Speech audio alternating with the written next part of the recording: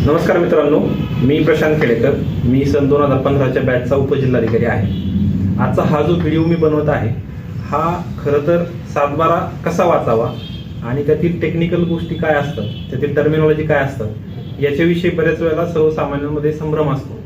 तो वाचताना खूप अडचण तयार होते. याच्यासाठी आजचा हा मी व्हिडिओ बनवत आहे. तुम्हाला सर्वांना माहिती आहे की 7/12 उतारा हे अत्यंत महत्त्वाचं डॉक्युमेंट आहे. बऱ्याच ठिकाणी ते वापरलं जातं. आपण ते नेहमी वापरतो, पण त्याच्यामध्ये नेमकं लिहिलंय काय हे ज्यावेळेस आपण समजून घेण्याचा प्रयत्न करतो त्यावेळेस बऱ्याच वेळेला आपल्याला विचार करावा लागतो. 7/12 उतारा हा जो आहे हा जमिनीचा खरं तर आरसा असतो. एखाद्या जमिनीविषयीची बरीचशी माहिती आपण फक्त 7/12 उतारा पाहिल्यानंतर समजून घेऊ शकतो. याच्याशिवाय वेगवेगळ्या शासकीय योजनांचं अनुदान मिळणं किंवा वेगवेगळे शासकीय लाभ घेणं, महसुली न्यायालय, दिवाणी न्यायालय याच्यामधले जे खटले असतात त्याच्यामध्ये देखील 7/12 उतारा मोठ्या प्रमाणावरती वापरला जातो. तर आज आपण 7/12 उतारा कसा वाचावा हे समजून घेणार आहोत. याच्यापूर्वी थोडीशी त्याची ऐतिहासिक पार्श्वभूमी समजून घेणं आवश्यक आहे असं मला वाटतं. आपल्याला सर्वांना माहिती आहे की 1 मे 1960 रोजी महाराष्ट्र राज्याची निर्मिती झाली. महाराष्ट्र राज्य हे निर्माण झालं, परंतु त्यातले जे काही भौगोलिक प्रदेश होते हे पूर्वी वेगवेगळ्या प्रशासकीय भागांमध्ये विभागलेले होते. म्हणजे विचार करायचा झालं तर कोकण, पश्चिम महाराष्ट्र, उत्तर महाराष्ट्र हा जो भाग होता हा मुंबई इलाक्यामध्ये होता. आपला जो मराठवाडा आहे, औरंगाबाद आणि तिथले 8 जिल्हे हे निजाम स्टेटमधले जिल्हे होते. त्यानंतर अमरावती आणि नागपूर हा जो विदर्भाचा भाग आहे हा सेंट्रल प्रॉव्हिन्स आणि बेरार असं नावाचं एक राज्य होतं. ह्या 3 भागांमधले जे काही प्रशासकीय घटक होते ते एकत्र येऊन महाराष्ट्र राज्य निर्माण झालेलं आहे. आता ह्या 3 भागांमधले जे कायदे होते ते वेगवेगळे होते आणि तिथं जमिनीचं जे रेकॉर्ड मेंटेन केलं जायचं ते सुद्धा वेगवेगळ्या पद्धतीनं मेंटेन केलं जायचं. याच्यामुळे काय व्हायचं की प्रत्येक भागामध्ये जे लँड रेकॉर्ड ठेवलं जायचं किंवा जमीनविषयक जे उतारे ठेवले जायचे हे वेगवेगळ्या पद्धतीनं मेंटेन केले जायचे. ज्यावेळेस महाराष्ट्र राज्य निर्माण झालं त्यावेळेस अडचण निर्माण व्हायला लागली. प्रत्येक भागामध्ये वेगवेगळ्या पद्धतीनं जमीनविषयक कायदे होते आणि जमिनीचं रेकॉर्डही वेगवेगळ्या पद्धतीनं ठेवलं जायचं. याच्यामुळे मग महाराष्ट्र शासनानं काय केलं की महाराष्ट्र जमीन महसूल संहिता 1966 ही नवीन संहिता लागू केली आणि त्याच्याप्रमाणे नवीन पद्धतीनं रेकॉर्ड मेंटेन करायला सुरुवात केली. 1968 साली महाराष्ट्र शासनानं 3 IAS अधिकाऱ्यांची एक समिती नेमली. त्याचे जे अध्यक्ष होते ते होते HS मानविकर, हे तत्कालीन औरंगाबादचे जिल्हाधिकारी होते. दुसरे जे सदस्य होते ते होते कॅप्टन HV देसाई, हे देखील IAS होते, हे तत्कालीन सांगली जिल्ह्याचे जिल्हाधिकारी होते. आणि तिसरे जे सदस्य होते ते होते BG देशमुख, हे तत्कालीन अकोला जिल्ह्याचे जिल्हाधिकारी होते. या समितीनं पुढची 5 ते 6 वर्ष अभ्यास केला आणि टप्प्याटप्प्याने महाराष्ट्र महसूल जमीन संहिता 1966 मधले 5 खंड यांनी महाराष्ट्राच्या विधानसभेला सादर केले. हे जे खंड आहेत याच्यातले जे काही कायदे होते हे महाराष्ट्र विधानसभेने मंजूर केले आणि ते लागू करण्याचं काम पुढच्या 5-6 वर्षामध्ये करण्यात आलं. तर हे जे 5 खंड आहेत ह्या 5 खंडामधला खंड क्रमांक 4 जो आहे त्याच्यामध्ये ग्रामस्तरीय अधिकाऱ्यांची कर्तव्य, म्हणजे ग्रामस्तरीय अधिकारी म्हणजे तलाठी आणि मंडळ अधिकारी यांची कर्तव्य काय आहेत ही दिलेली आहेत. याच्याशिवाय ग्रामस्तरावरचं पूर्ण जे जमिनीचं रेकॉर्ड आहे ते कशा पद्धतीनं वेगवेगळ्या नमुन्यांमध्ये मेंटेन केलं पाहिजे, ठेवलं पाहिजे ही देखील माहिती याच्यामध्ये दिलेली आहे. तर गाव नमुना 1 ते गाव नमुना 21 असे हे 21 नमुने आहेत. तुम्ही महाराष्ट्राच्या कुठल्याही गावामध्ये जर गेलात तर ह्या 21 नमुन्यामध्येच गावच्या जमिनीचं रेकॉर्ड ठेवल्याचं तुम्हाला पाहायला मिळेल. आता ह्या 21 नमुन्यांपैकी नमुना क्रमांक 7 आणि नमुना क्रमांक 12 या दोन्ही नमुन्यांना आपण एकत्रितपणे 7/12 उतारा असं म्हटलं जातं. आपण असं म्हणत असतो. याला महसुली परिभाषेमध्ये अधिकार अभिलेख असा शब्द आहे. तर 7/12 उतारा म्हणजेच महसुली परिभाषेमध्ये अधिकार अभिलेख असं त्याला म्हटलं जातं. तर ही जी काही पार्श्वभूमी आहे ही मला वाटतं सर्वांना समजली असेल. आता आपण प्रत्यक्षात पाहूया की 7/12 नेमका कसा वाचला पाहिजे. 7 उतारा म्हणजे काय, 12 नंबरचा उतारा म्हणजे काय, तो कोणत्या कायद्याप्रमाणे किंवा कोणत्या नियमाप्रमाणे बनवला जातो, तो मेंटेन केला जातो, त्याच्यामधले जे काही महसुली परिभाषेचे जे शब्द आहेत त्याचा नेमका अर्थ काय होतो हे सगळं आपण आता प्रत्यक्ष 7/12 वरती पाहूया.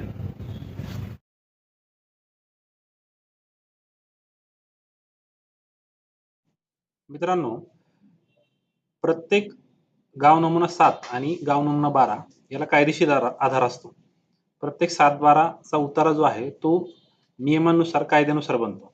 तर हे जे सातबाराचे उतारे बनवले जातात हे महाराष्ट्र जमीन महसूल अधिकार अभिलेख आणि नोंदवह्या तयार करणे व सुस्थितीत ठेवणे नियम 1971 या नियमांमधील नियम क्रमांक 3, 5, 6 आणि 7 याच्याप्रमाणे गाव नमुना 7 तयार होतो.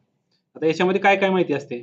सुरुवातीला गावाचं नाव, तालुक्याचं नाव, जिल्ह्याचं नाव, त्यानंतर भूमापन क्रमांक आणि उपविभाग. आता या इथं आपण उदाहरणादाखल आसोला हे गाव घेतलेलं आहे. या आसोला गावामध्ये जे काही जमिनीचं क्षेत्र असेल त्याची वेगवेगळ्या भूमापन क्रमांकांमध्ये गट क्रमांकांमध्ये विभागणी केली जाईल आणि मग त्याला 1 पासून शेवटच्या गटापर्यंत नंबर दिले जातील.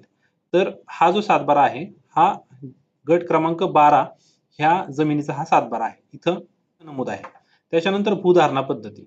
आता भूधारणा पद्धती म्हणजे नेमकं काय?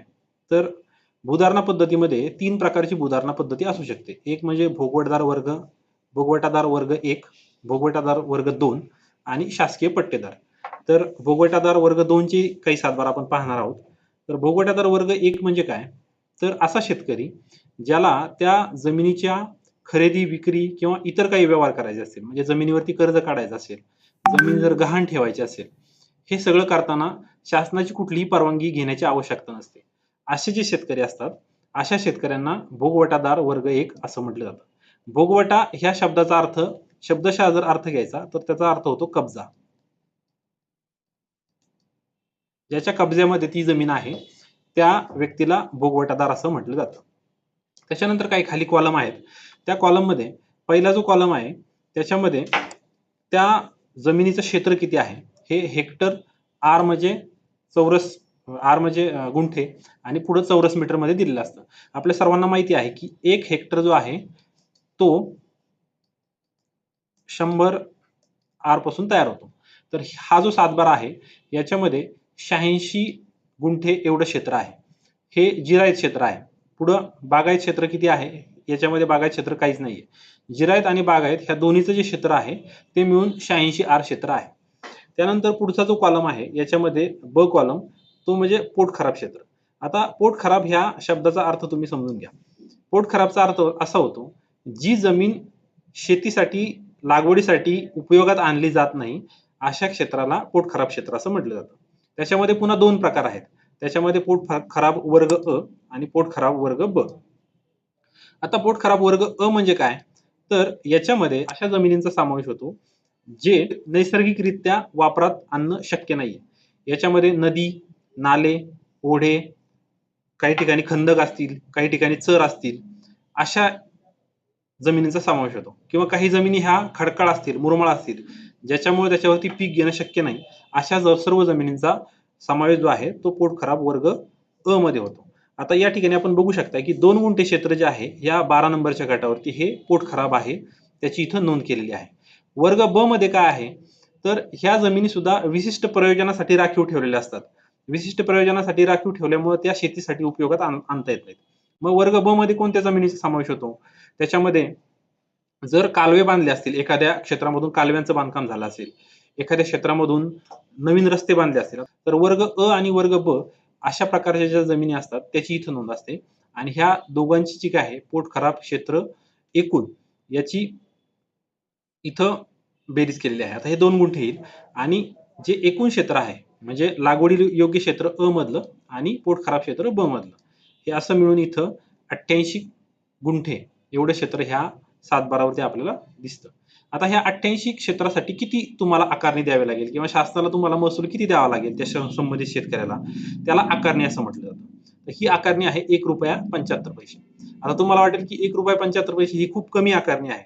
पण ही जी आकारणी आहे ही खूप जुन्या काळामध्ये झालेली आहे. 1956, 57 ह्या काळात झालेली जी काही जमाबंदी आहे त्यावेळेचे दर आहेत. त्याच्यानंतर जमाबंदी न झाल्यामुळं आणि हे जे काही आकाराचे आकडे आहेत हे रिवाइज न केल्यामुळं हे आकडे अत्यंत कमी आहेत.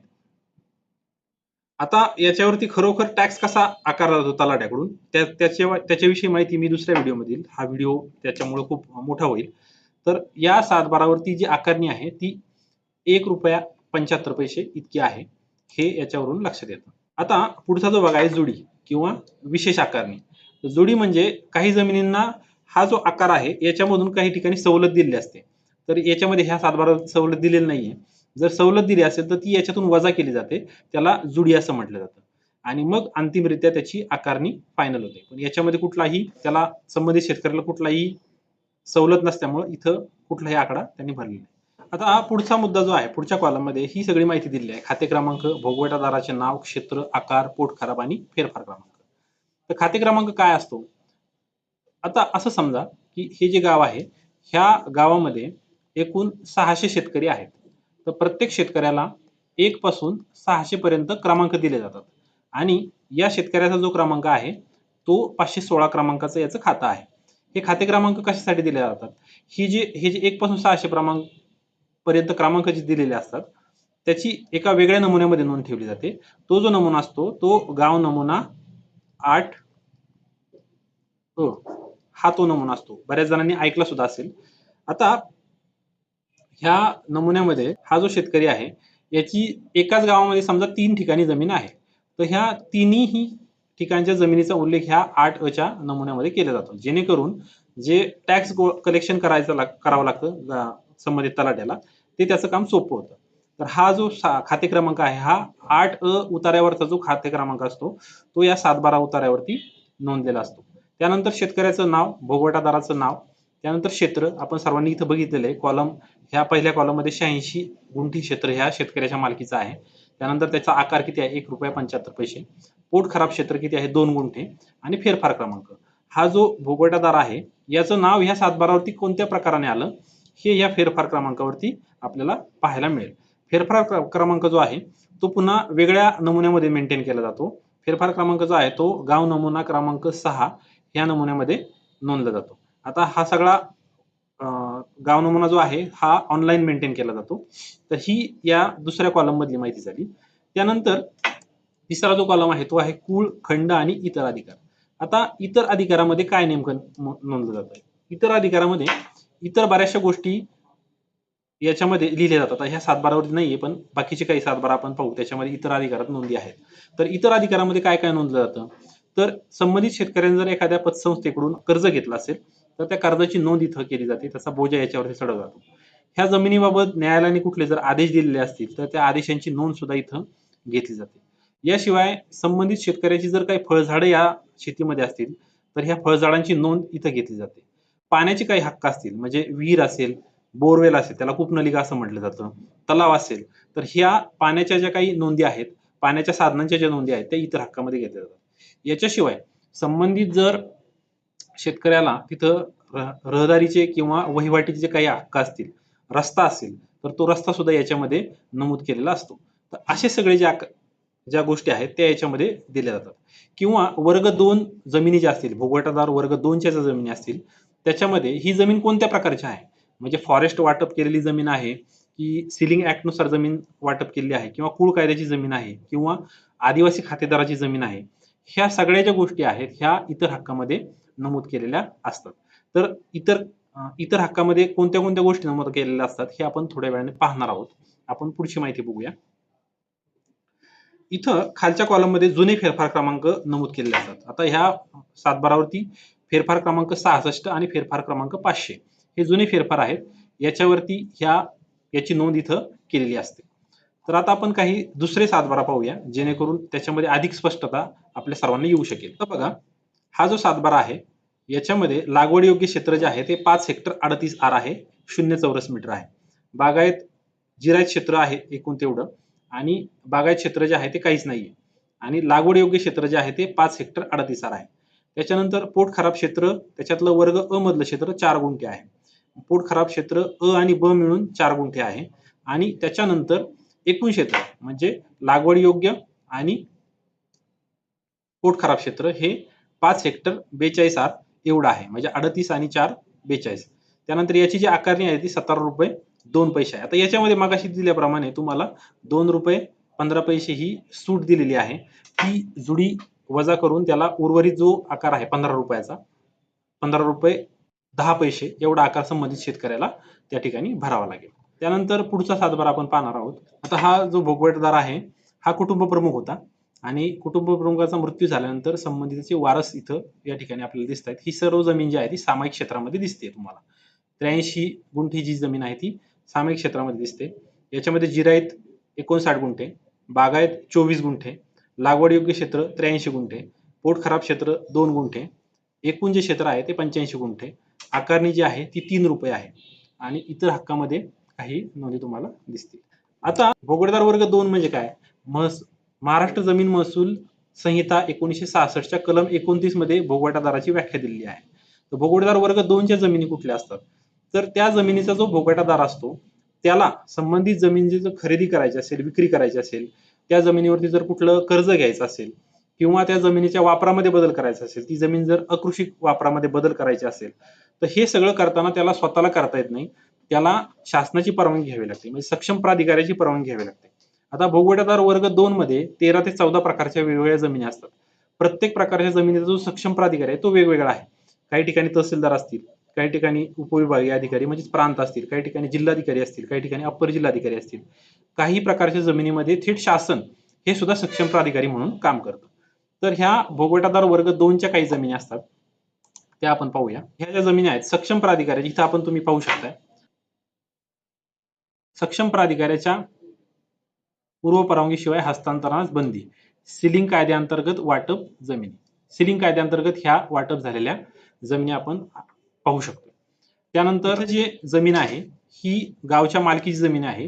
ही गुरे चारण्यासाठीची जी काही जमीन त्या गावामध्ये राखीव ठेवलेली आहे त्याच्यासाठीची ही जमीन आहे. त्याच्यानंतर सरपंच, ग्रामपंचायत, मिरी, गुरे चारणीकडे असं ह्या जमिनीचं इतर हक्कामध्ये वर्णन केलेलं आहे. त्यानंतर हा पुढचा 7/12 बघा. हा देखील वर्ग 2 चा 7/12 आहे.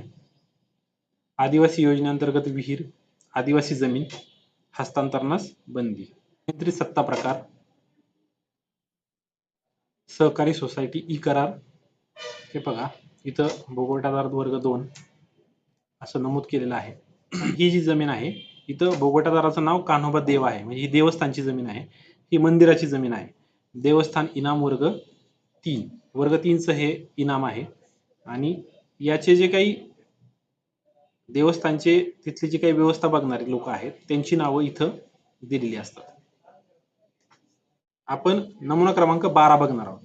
नमुना क्रमांक 12 जो आहे तो महाराष्ट्र जमीन महसूल अधिकार अभिलेख आणि नोंदवह्या तयार करणे व सुस्थितीत ठेवणे नियम 1971च्या नियम 29 प्रमाणे नमुना 12 तयार केलेला असतो. याच्यामध्ये कोणती कोणती माहिती असते? तर सर्वात पहिल्यांदा गावाचं नाव असतं, त्यानंतर तालुक्याचं नाव आणि जिल्ह्याचं नाव असतं.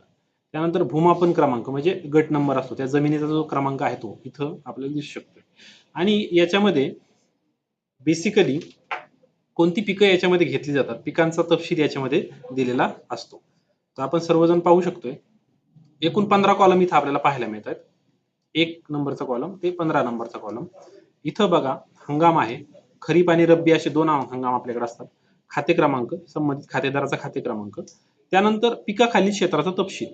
याच्यामध्ये पुन्हा 2 आहेत, एक मिश्र पिकाखालील शेती आणि दुसरं म्हणजे निर्भेळ पिकाखालील शेती. आता मिश्र पिकाखालील जी शेती असते त्याच्यामध्ये 2 पिकांचं दोन पिकं एकत्र घेतली जातात, त्याची इथं नोंद घेतली जाते. इथं क्रमांक 4, 5 आणि 6 याच्यामध्ये काय केलं जातं, मिश्र पिकाचा सांकेतांक लिहिला जातो. इथं दिसतंय तुम्हाला क्रमांक 4 मध्ये मिश्र पिकाचा सांकेतांक.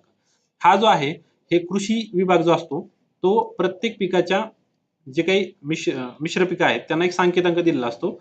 त्या कृषी विभागाने जो सांकेतांक दिलाय तो इथं दिला जातो. आणि 5 आणि 6 नंबरचा जो कॉलम आहे त्या एकूण क्षेत्रापैकी जलसिंचित किती आहे आणि अजलसिंचित किती आहे अशी दोन्ही क्षेत्र इथं लिहिली जातात. आता इथं आपण पाहू शकतो की घटक पिके आणि त्याच्या प्रत्येकाखाली क्षेत्र. पिकाचं नाव सोयाबीन आणि हे जे आहे 2 हेक्टर जे क्षेत्र आहे हे क्षेत्र हे अजलसिंचित आहे, म्हणजे याला पावसाच्या पाण्यावरती अवलंबून ही शेती आहे. आणि हे जे ऊस आहे हे 80 गुंठे क्षेत्र आहे, हे जलसिंचित क्षेत्र आहे. त्याच्यानंतर पुढचा जो कॉलम आहे ते निर्भेळ पीक, म्हणजे हे मिश्र पीक नाहीये, हे सिंगल पीक आहे. सिंगल पिकामध्ये काय घेतलं जातं तर याच्यावरती केळीचं पीक घेतलेलं आहे 1 हेक्टरवरती, सोयाबीनचं पीक घेतलेलं आहे 40 गुंठ्यावरती. हे जे आहे हे अजलसिंचित पीक आहे. कापसाचं पीक आहे हे 8 गुंठ्यावरती आहे. त्यानंतर पुढचा जो आहे तो कापसाचं पीक आहे हे 9 गुंठ्यावरती आहे आणि कापसाचं पीक जे आहे ते 80 गुंठ्यावरती आहे. त्यानंतर हळद जी आहे ती 40 गुंठ्यावरती आहे. हळद जी आहे ती जलसिंचित आहे. अशा प्रकारे कोणती कोणती पिकं इथं घेतली जातात याची नोंद तलाठी गावामध्ये येऊन त्यानं प्रत्यक्ष त्या फील्डवरती जाऊन याच्यामध्ये नोंद घेणं अपेक्षित आहे. त्यानंतर लागवडीसाठी उपलब्ध नसलेली जमीन म्हणजेच पोटखराब जमीन. सर्वांना माहिती आहे की पोटखराब आपण अ आणि ब वर्गाचे 2 पोटखराब याच्यात बघितलेले आहे. तर पडीत जमीन जी आहे ती 80 गुंठे आहे. म्हणजे याच्यावरती ह्या वर्षी कुठलीही शेतकऱ्यांनी लागवड केली नाही, ती तशीच रिकामी ठेवली आहे. ही जी आहे ती 4 गुंठे पडीत जमीन आहे. ही पोटखराब जमीन असू शकते. आणि जलसिंचनाची साधनं. इथं जर जलसिंचन असेल, विहीर असेल त्या गटामध्ये, बोरवेल असेल किंवा एखादा छोटा तलाव असेल, तर त्याची नोंद इथं घेतली जाते. आणि ही जी नोंद आहे ही दरवर्षी घेतली जाते. इथं आपण बघू शकतो 2017-18, 2018-19, 2019-20 या ज्या नोंदी आहेत ह्या नमुना नंबर 12 मध्ये ह्या नोंदी घेतल्या जातात. आता शासनाने ह्या वर्षी एक ऍप आणलेलं आहे. स्वतः शेतकरी सुद्धा ह्याच्यामध्ये प्रत्यक्ष माहिती त्या ऍपवर जाऊन भरू शकतो. त्याचा 12 नंबरचा जो उतारा आहे तो सहजासहजी याच्यामध्ये अपडेशन त्याचं होतं. तर मित्रांनो, ही झाली 7 आणि 12 जो नमुना आहे त्याच्याविषयीची माहिती. मला आशा वाटते की आपल्या सर्वांना ही माहिती आवडली असेल. याच्यामध्ये आपल्या नॉलेजमध्ये, ज्ञानामध्ये भर पडली असेल. तर माझी सर्वांना विनंती आहे की हा व्हिडिओ जास्तीत जास्त आपल्या मित्रांपर्यंत, नातेवाईकांपर्यंत, आपल्या सर्व परिचयाच्या लोकांमध्ये हा जास्तीत जास्त शेअर करा, सर्क्युलेट करा, जेणेकरून प्रत्येकाच्या ज्ञानामध्ये वाढ होईल. कारण आपली स्वतःची जी जमीन आहे तिच्याविषयीचं जे काही बेसिक नॉलेज आहे तो त्या जमिनीचा जो सातबारा आहे तो कसा वाचला पाहिजे, त्याच्यावरच्या आकड्यांचा आणि त्याच्यावरचे जे काही टर्मिनॉलॉजीज दिलेले आहेत त्याचा नेमका अर्थ काय होतो हे सर्वांना कळणं आवश्यक आहे. याच्यासाठी हा व्हिडिओ हा एक प्रयत्न होता. मला आशा वाटते की आपल्या सर्वांना हा आवडेल.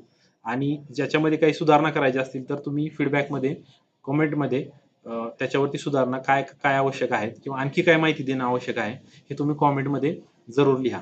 धन्यवाद.